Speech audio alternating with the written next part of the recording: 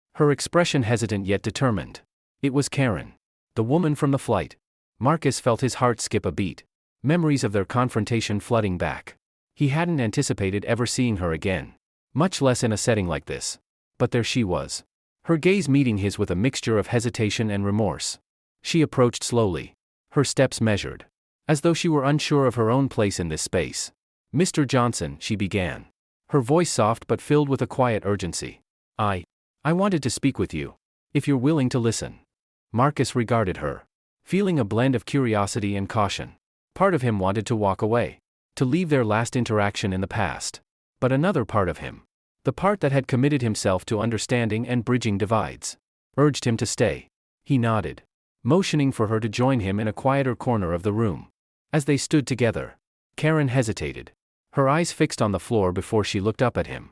"I know you probably didn't expect to see me here," she said, her voice barely above a whisper. "To be honest, I didn't expect to come. But after everything, I realized that I owed you an apology." Marcus's expression softened slightly, though he remained silent, letting her continue. She took a deep breath, gathering her thoughts. "When I saw your story go viral, at first, I was angry. I told myself that you had exaggerated things, that it wasn't as bad as you made it sound. But then I started reading the comments, the stories people shared in response to yours. And I realized, this wasn't just about me. It was about something much larger. Something I had refused to see." Her voice wavered as she continued. "I had to confront my own biases, my own assumptions. It was hard. I didn't want to admit that I'd been wrong, that I had treated you in a way that was completely unjust. But over time, I came to realize that you weren't just standing up for yourself, you were standing up for a lot of people who have felt exactly what I made you feel." Marcus felt a mixture of emotions as he listened to her words: surprise, empathy, and a sense of validation. He had never expected her to apologize, much less to express genuine regret. Karen's eyes glistened with unshed tears as she looked up at him. "I'm truly sorry, Marcus," she said, her voice breaking. "I know that my apology doesn't erase what happened. But I wanted you to know that your story made me confront parts of myself that I hadn't been willing to see. I've been working on changing, on learning, because of what you did." There was a long silence between them, the weight of her words settling over them both. Marcus studied her face, seeing the vulnerability and sincerity etched there, and felt his own heart soften. He had spent so long focusing on the broader impact of his story that he hadn't stopped to consider how it might reach those who had been part of the problem. After a moment, he extended his hand to her. "Thank you, Karen," he said gently, meeting her gaze. "It takes courage to admit when we're wrong and to work on ourselves. I appreciate you saying this." She took his hand, her grip firm but trembling. A small, grateful smile crossed her face. "You've changed at least one person's perspective," she said softly. "And I promise to keep learning, to be better." As she walked away, Marcus felt a deep sense of closure, a peace he hadn't known he needed. Karen's apology, though unexpected, had brought the journey full circle. What had begun as a moment of indignation had become a catalyst not only for collective change, but for individual transformation as well. He thought about the people who had reached out to him, the ones who had found strength and solidarity in his story. And now, even those who had been challenged to confront their own biases. It was a reminder that change could happen, even in the most unlikely places. That evening, as he returned home and shared the encounter with Aisha, he saw the pride in her eyes as she listened. "You did more than stand up for yourself, Marcus," she said, her voice filled with admiration. "You created a moment that made someone else grow." He nodded, his heart swelling with gratitude and purpose. He had always believed in the power of resilience and grace, but this experience had shown him just how far those qualities could reach.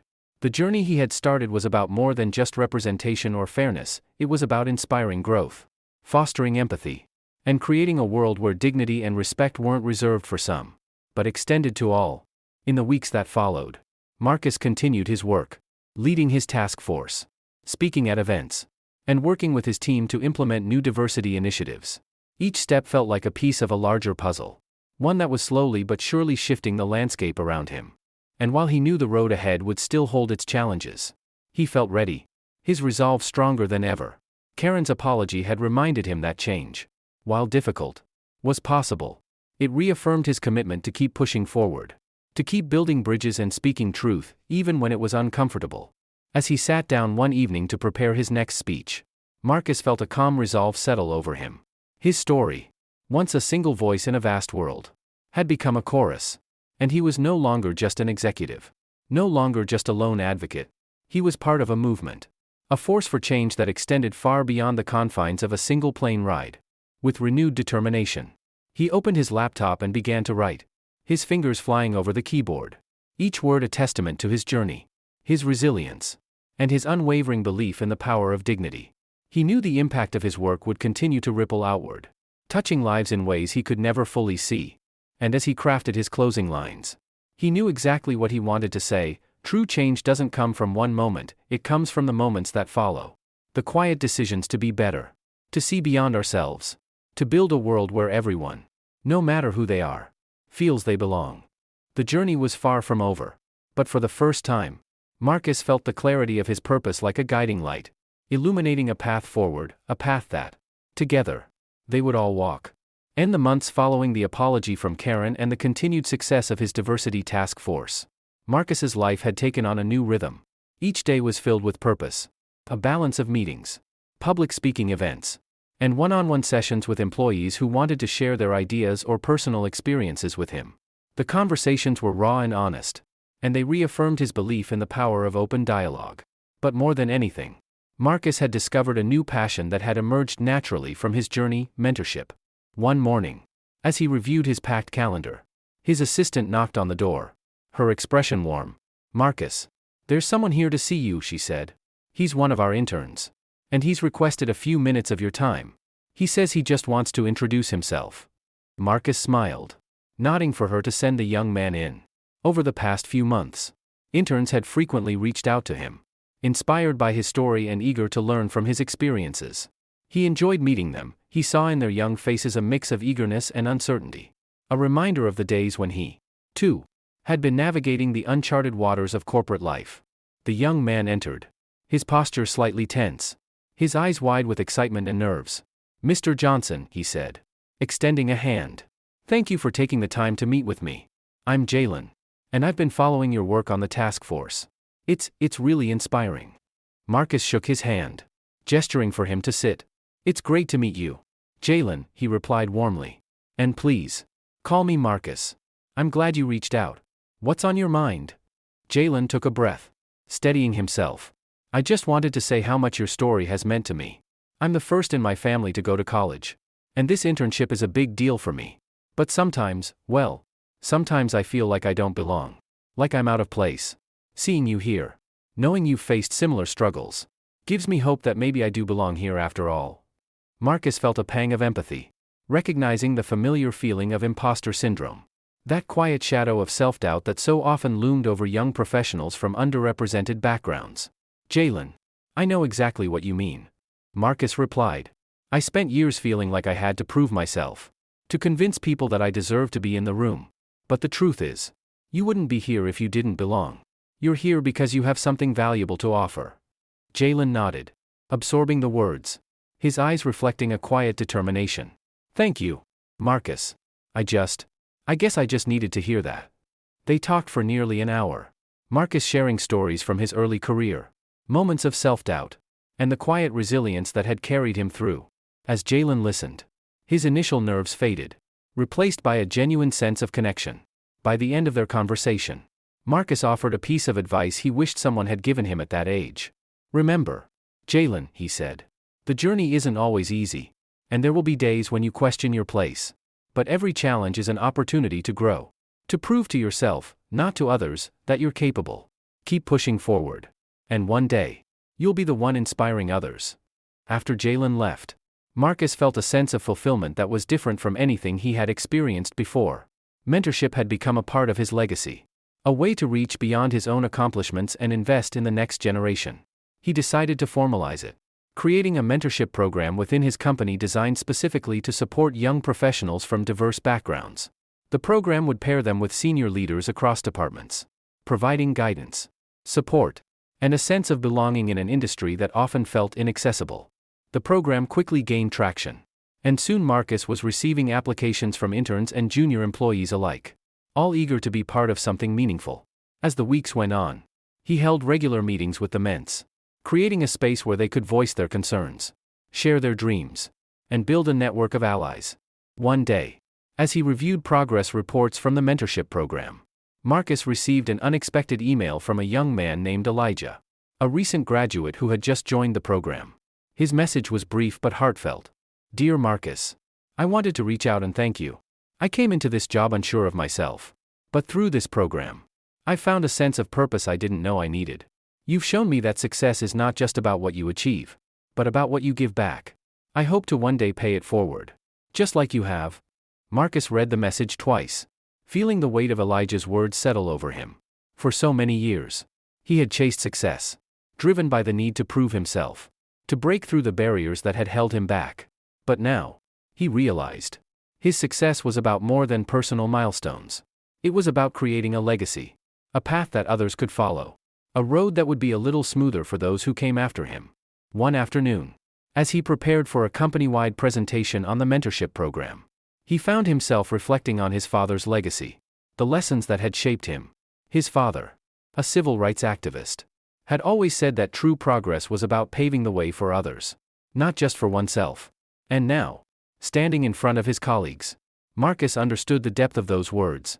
He spoke with passion, sharing the impact of the mentorship program, the growth he had witnessed in each mentee, and the sense of community they had fostered. We're not just building careers here, he told the room. We're building a culture of inclusion, a place where everyone, no matter their background, can see a future for themselves. When we invest in each other, we create something far greater than any individual success.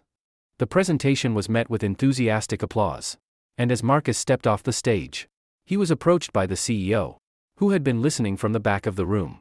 She extended her hand, her expression one of admiration. Marcus, she said, what you've built here goes beyond diversity initiatives. You're creating a true culture of belonging. I want you to know that the impact of your work is felt by all of us. Marcus felt a swell of gratitude, realizing that his vision was being embraced at the highest level. Thank you, he replied, his voice filled with emotion. It's been a journey, but I believe this is only the beginning. As he returned to his office, Marcus received a text message from Jalen, the intern he had mentored. The message was simple but profound, reflecting the quiet transformation that had taken place within the young man. I just wanted you to know that I got accepted into the full-time program here.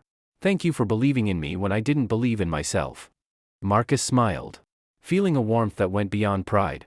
In that moment, he knew that his journey had come full circle, not just as a leader, but as a mentor, a guide for those who needed to see that they, too, belonged. That evening, as he shared the day's events with Aisha, she looked at him with a knowing smile. You're not just leading a task force, Marcus, she said. You're building a legacy. He nodded, his heart full. I think I finally understand what my father meant, he replied. That true progress isn't just about breaking down barriers, it's about making sure others don't face those barriers in the first place. In the quiet of their home, Marcus felt a sense of peace settle over him, a clarity that filled him with both purpose and humility. His journey had transformed from a single story of resilience to a movement, a legacy that would outlast him and inspire generations to come. As he looked out into the night, Marcus knew that the path forward would still hold challenges, but he was ready for them. For he was no longer walking it alone, he was surrounded by those he had inspired, those who would continue the work long after he was gone.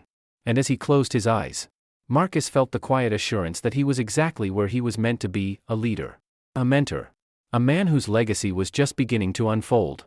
As Marcus's mentorship program gained traction, his influence within the company began to reach new heights. The mentorship sessions were thriving, fostering a culture of inclusivity and empowerment that was becoming evident in every department. But with the success came new challenges, and Marcus soon found himself facing resistance from unlikely places. One afternoon, as he reviewed feedback from the latest mentorship program surveys, he received an urgent email from Human Resources. The subject line was simple yet alarming: concerns regarding the mentorship program. Marcus's heart sank as he opened the email and read through the contents. Several senior executives had expressed unease about the emphasis on diversity, with some voicing concerns that the company's focus on mentorship was creating divisions and favoritism. As Marcus read through the comments, he felt a familiar tension rising within him. These were the same arguments he'd encountered countless times before, framed as polite objections but carrying an undercurrent of resistance to change. To them, diversity was only acceptable as a surface-level initiative. Something to champion in corporate statements but not in practice. The moment it began to shift the status quo, it was met with skepticism. Later that day, Marcus met with the head of HR, a woman named Laura, who was supportive of his work but visibly uncomfortable with the feedback. "Marcus," she began gently, "we've been receiving pushback from some of the more senior leaders. They feel that this focus on mentorship and diversity is creating a division among employees. They're concerned it's becoming exclusive." Marcus took a steadying breath, keeping his tone measured. "Laura, the mentorship program isn't exclusive, it's inclusive. We're creating opportunities for people who might otherwise feel overlooked or unsupported. That's not about division, it's about leveling the playing field." Laura nodded, though Marcus could sense her hesitation. "I understand, Marcus. And I support what you're doing. But some executives feel it's, well, disrupting the existing culture." Marcus felt a flash of frustration but kept his voice calm. "The existing culture isn't working for everyone, Laura. That's the point. We're not here to protect a system that only benefits a few. We're here to build a culture where everyone has a fair chance to succeed." Laura nodded thoughtfully, though he could see the weight of her position pressing on her. "I know, Marcus. I just wanted you to be aware of the resistance. I believe in what you're doing, and I'll support you. But it may be time to prepare for a longer battle than we expected." After the meeting, Marcus returned to his office, feeling a mix of frustration and resolve. The roadblocks were not unexpected, but they still stung. He had put his heart and soul into creating something that would uplift others, and now he was faced with individuals who would rather maintain comfort than embrace change.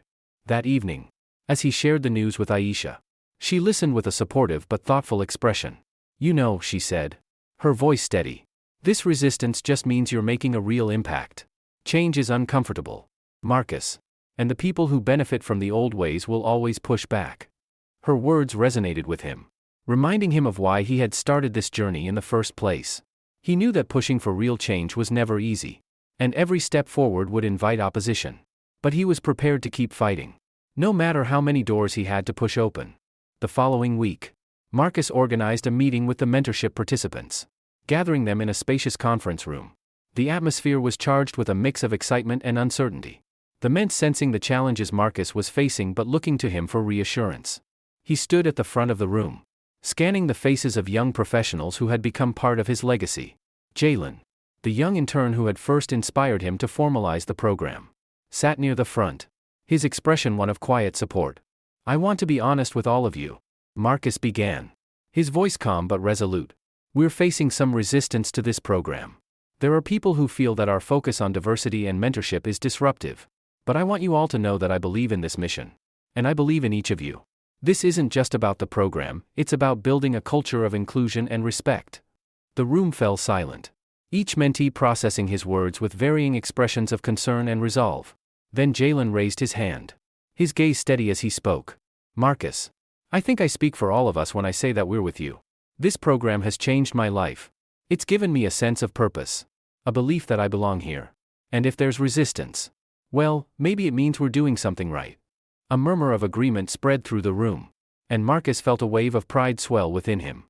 These young professionals weren't just his mentor, they were the next generation of leaders. Individuals who would carry the torch forward even when he was no longer there. As the meeting ended, Marcus felt a renewed sense of purpose. His mentors were ready to stand by him, and he knew he couldn't let them down. That night, he worked late into the evening, drafting a detailed proposal that outlined the measurable benefits of the mentorship program, the increased retention rates, improved employee satisfaction scores, and the sense of belonging it had fostered. He knew that numbers spoke volumes in corporate settings, and he was determined to present a compelling case that would counter the resistance he was facing. A few days later, he met with the executive board to present his findings. The room was filled with familiar faces, some supportive, others guarded, a few openly skeptical. Marcus took a deep breath, channeling every ounce of conviction he possessed.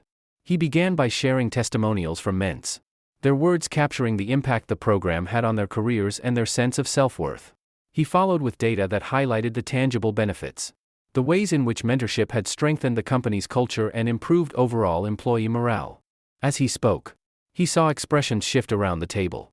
The skeptics listened, some reluctantly, others with a growing awareness that Marcus's work was more than just a trend, it was a transformative movement that was reshaping the company for the better. When he finished, the room fell silent. the weight of his words settling over them all. After a moment, one of the senior executives, who had initially been resistant, leaned forward, his expression thoughtful.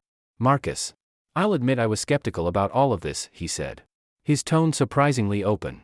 "But after hearing the feedback from the ments and seeing the impact of your program, I have to say, I see its value.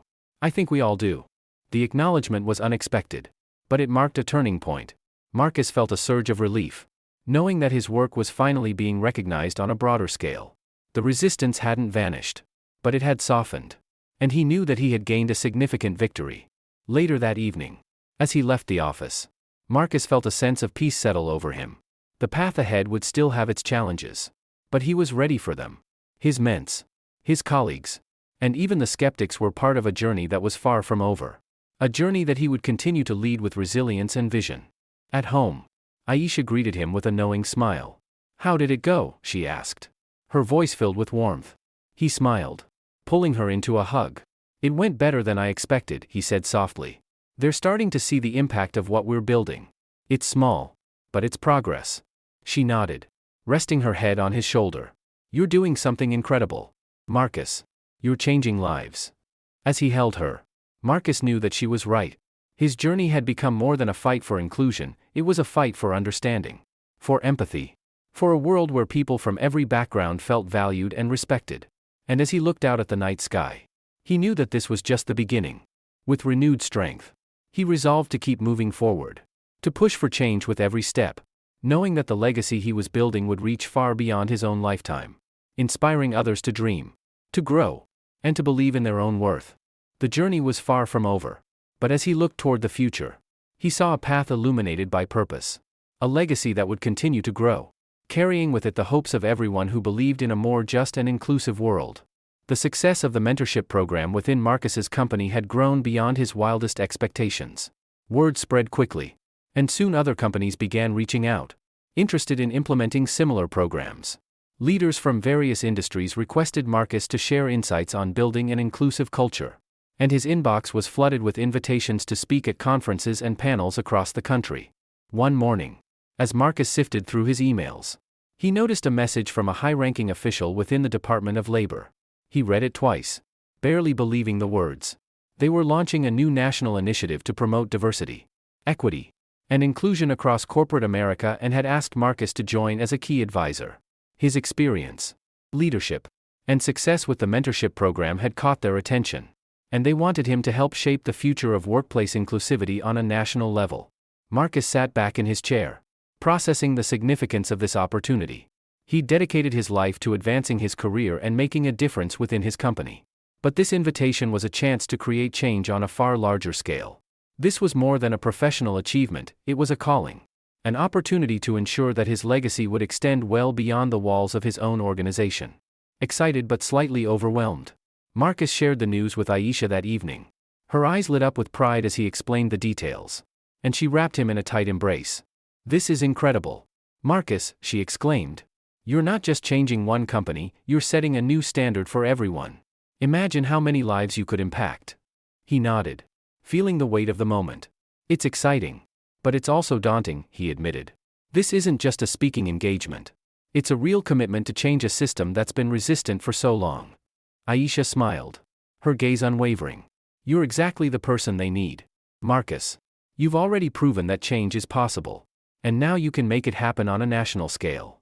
In the days that followed, Marcus dove headfirst into planning sessions with government officials, corporate leaders, and activists from around the country. The initiative was ambitious, aiming to set national guidelines for diversity training, mentorship, and inclusive hiring practices. It was designed not only to ensure representation but also to break down systemic barriers that had long prevented marginalized groups from advancing in the workforce. As he prepared for his first public address in Washington, D.C., Marcus felt a mixture of pride and responsibility. The speech would mark the official launch of the initiative, and he knew that his words could inspire others to join the movement or drive them away. He wanted to emphasize the importance of authentic inclusivity, of creating workplaces where every voice could be heard. The day of the event arrived, and Marcus found himself standing before a crowd of influential leaders, journalists, and advocates gathered at a sleek conference hall in the heart of the city. The air buzzed with anticipation, and Marcus could feel the weight of expectation in the room. He took a deep breath, his gaze sweeping over the audience. And then he began to speak. "When I started my career," he began, his voice steady and clear, "I was often the only person in the room who looked like me. I was the one people doubted, the one whose presence was questioned. And as I rose through the ranks, I realized that my journey wasn't unique. Across the country, talented individuals are fighting the same battles I did, simply for the right to be seen, to be valued." A quiet murmur spread through the room as Marcus continued, his voice growing stronger. "This initiative isn't just about diversity, it's about fairness, opportunity, and justice. It's about building a system where every person, regardless of their background, can thrive. It's about creating workplaces that empower everyone to bring their full selves to the table." As he spoke, Marcus could feel the crowd's energy shift, a quiet understanding settling over them. He shared stories from the mentorship program, testimonies from young professionals who had found their confidence, their purpose, because someone had taken the time to invest in them. He highlighted the tangible benefits, the ways in which inclusivity had strengthened his own company's culture and performance. By the time he finished, the room erupted in applause. Marcus felt a surge of hope, knowing that his words had resonated. He stepped off the stage, meeting people who wanted to shake his hand, thank him, and express their own commitment to the cause. In that moment, he knew that he wasn't alone. The seeds of change he had planted were taking root, spreading across industries and communities. But later that evening, as he sat in his hotel room reflecting on the day's events, Marcus's phone buzzed with a series of messages from colleagues and friends. News outlets had picked up his speech, and it was trending on social media. The hashtag inclusive future was circulating, with people sharing stories, ideas, and pledges to make their workplaces more inclusive. However, as he scrolled through the comments, he noticed a wave of resistance and backlash. Some accused him of trying to force politics into the workplace, of prioritizing diversity over merit. Others mocked the initiative, dismissing it as a publicity stunt with no real impact. Marcus felt a familiar pang of frustration as he read the comments. The resistance he'd faced in his own company had now expanded to a national level. But he knew that he couldn't let the negativity derail his mission. The people he'd met, the stories he'd heard, they reminded him that this work was necessary. That change was possible even if it was slow. The next morning, Marcus received a message from Jalen, his former mentee who had recently accepted a full-time position. Jalen had shared a post on social media about the initiative, his words filled with gratitude for the program that had changed his life. "Because of Mr. Johnson, I found my confidence in my voice," Jalen had written. "I never thought I'd be in a position where I felt like I belonged, where I could bring my full self to work." His vision isn't just an initiative, it's a movement that's giving people like me a chance to believe in ourselves. "Thank you, Marcus, for showing me what's possible." Reading Jalen's words, Marcus felt a renewed sense of purpose. The backlash, the resistance, the skepticism, all of it paled in comparison to the lives that were being transformed by his work. He thought about his father's words, the way he had taught him to be strong, to keep going even when the world seemed determined to hold him back. That day, as he returned to his meetings, Marcus carried Jalen's message with him. He shared it with his fellow advisors, reminding them that the work they were doing wasn't just theoretical. It was real, tangible, changing lives in ways that couldn't always be measured. Over the next few months, Marcus poured himself into the initiative, working with teams to create resources, guidelines, and training modules that companies could adopt. He met with CEOs, HR leaders, and managers from across industries, each conversation a step toward a more inclusive future. One evening, as he prepared to head home after another long day, he received an email from a young woman named Leah, a manager at a tech company who had been inspired by his speech in DC. She shared how the initiative had inspired her to start a mentorship program at her own company, how it had empowered her to stand up for her values and create a space for others to thrive. "Your work showed me that one person can make a difference," she wrote. "I want to be that person for others, to build a legacy of inclusivity in my own way. Thank you for giving me the courage to start." As he read Leah's words, Marcus felt the impact of his journey settle over him. He had faced resistance, skepticism, and doubt, but through it all, he had held fast to his vision. And now, that vision was sparking fires in others, creating a network of leaders who would continue the work, each in their own way. At home, as he shared Leah's message with Aisha, she listened with a proud smile. "You're not just leading a movement, Marcus," she said. You're inspiring others to lead, to believe in a better future. Marcus nodded, his heart full. He knew that the road ahead would still be challenging. That change was rarely quick or easy, but as he looked out at the city lights, he felt a quiet confidence. His journey had evolved into something much larger than himself. A movement that would continue to grow, carried forward by everyone who believed in the power of dignity, respect, and belonging. As he prepared for bed, he looked at Aisha, his voice filled with a quiet determination. We've started something bigger than I ever imagined, and I won't stop until we see it through. The legacy of his journey was no longer just his own. It belonged to everyone who dared to dream of a world where everyone was valued, a world that, thanks to people like him, was beginning to take shape. Months into his role as a national advisor for the Department of Labor's Diversity Initiative, Marcus had become a central figure in the movement toward inclusive corporate practices.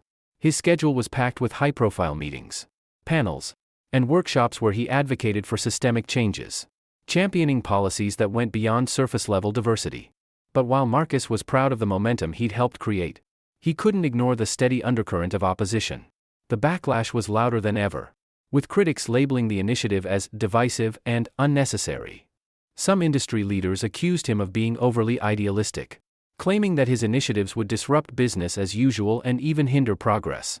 Each day, it seemed, brought a new headline questioning the value of his work, and even a few close colleagues voiced doubts privately. One afternoon, as Marcus reviewed a particularly hostile op-ed in a major newspaper, he felt a flicker of self-doubt. Was he pushing too hard? Too fast? Was it worth the resistance he was facing? He closed his laptop and leaned back in his chair, letting his thoughts wander. But as he did, his phone vibrated with a message from Jalen, his former mentee. The message was brief but heartfelt. A simple thank you for everything Marcus had done to help him find his place in the corporate world. I know there's a lot of criticism, but just know that what you're doing is changing lives. Jalen wrote, I wouldn't be where I am today without your support, and I know there are so many others who feel the same. Jalen's words reignited Marcus's resolve, reminding him that change was never easy, especially when it required people to confront their own biases. He knew that he couldn't afford to back down. The work he was doing was bigger than the critics. Bigger than the doubts, it was about building a future where the next generation could thrive without facing the barriers he had endured. Determined to push forward, Marcus decided to host a national conference on diversity and inclusion, a gathering that would bring together leaders, policymakers, and advocates from across the country. His goal was to foster real, actionable discussions, to offer solutions rather than rhetoric, and to prove that inclusivity was not just an ideal but a practical and necessary part of progress. The planning was intense, and as the date of the conference approached, Marcus found himself working late into the night, poring over schedules, coordinating speakers, and refining his own keynote address. His vision was clear. He wanted this conference to be a turning point, a catalyst for true, lasting change. The day of the conference arrived, and the atmosphere buzzed with anticipation. Attendees filled the grand conference hall, a diverse mix of industry leaders, activists, students, and professionals who had come from all corners of the country. Marcus could feel the energy, the collective hope for a more inclusive future, pulsing through the room. As he stepped onto the stage to deliver his opening remarks, the audience fell silent, their eyes fixed on him with a mixture of admiration and expectation. Good morning, everyone, he began, his voice steady yet powerful. We're here today because we believe that our workplaces, and our world, can be better. We believe that everyone, no matter where they come from, deserves a chance to succeed, to feel valued, to belong. He paused, scanning the crowd, letting his words sink in. Change isn't easy, he continued, his tone earnest. We're asking people to rethink the way they've done things for decades. But I know, as all of you do, that the benefits far outweigh the discomfort. When we create spaces where everyone feels included, where every voice matters, we unleash potential, creativity, and growth beyond measure. As Marcus spoke, he saw nods of agreement, expressions of recognition on the faces before him.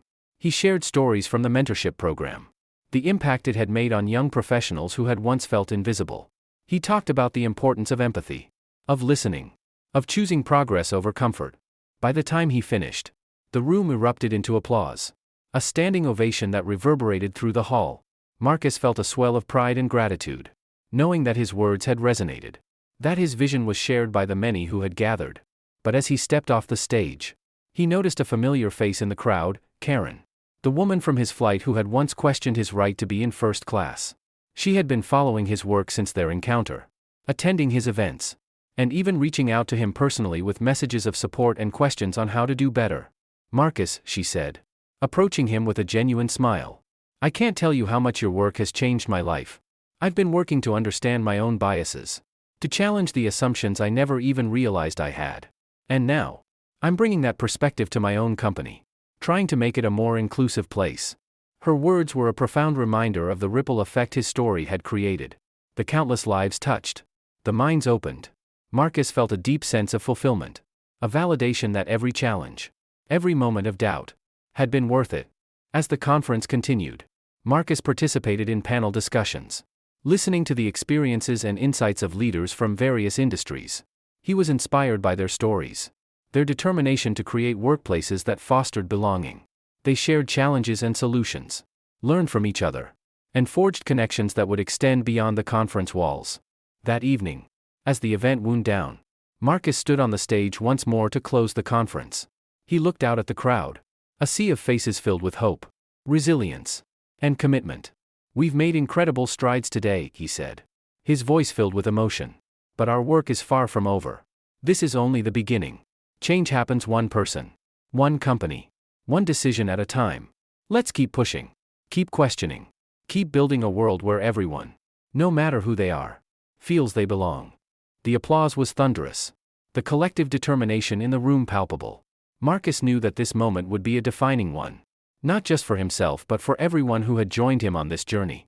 As the attendees began to depart, Marcus stayed back, watching as groups lingered, deep in conversation, exchanging ideas and contact information.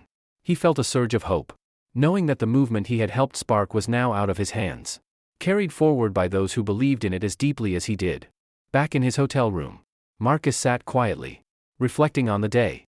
He realized that his journey, though born from a single incident, had become something much larger, a call to action that had reached beyond his own experience and into the hearts of others. When he returned home, Aisha was waiting, her face lighting up as he recounted the conference's success. "You did it, Marcus," she said, pride radiating from her. "You've turned this into something bigger than either of us could have imagined." He nodded, feeling the weight of her words. The path had been long and challenging, filled with moments of doubt and resistance. But he had stayed true to his vision. And in doing so, he had created a legacy that would continue to grow.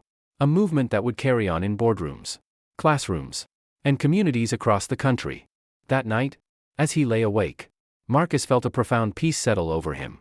The journey was far from over, but he no longer felt alone in it. He was surrounded by a chorus of voices, a network of allies, each one committed to building a better, more inclusive world.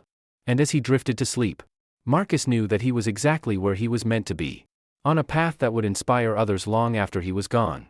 A legacy of hope, resilience, and the belief that change was not only possible but inevitable.